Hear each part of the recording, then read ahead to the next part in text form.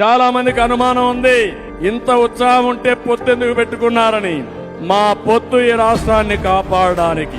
ఇప్పుడు గాని కాపాడలేకపోతే జీవితంలో ఈ రాష్ట్రం మన చేతుల్లో ఉండదు. ఇప్పటికే 30 ఏళ్ళు ఎన్నికెళ్ళిపోయాం. చీకటి పాలన, చీకటి జీవాలు, అందరి జీవితాలు అంధకారం అయిపోయినాయి. మా 3 పార్టీలు ఒకరు ఎక్కువ ఒకరు తక్కువ కాదు. రాష్ట్రాన్ని కాపాడుకోవడానికి ముగ్గురం కలిసి నడుస్తున్నాం ఎన్నికల కోసం. జగన్ రెడ్డి సిద్ధంగా ఉండు. నిన్ను, నీ ప్రభుత్వాన్ని, నీ కుర్చీని బంగాళాఖాతంలో ప్రజలు కలిపేయడానికి సిద్ధంగా ఉన్నారు. మే 13 తర్వాత నీ అహంకారం కూలిపోతుంది, నీ పెత్తనం పడిపోతుంది, నీ అక్రమాలకు ముగింపు పలుకుతుంది.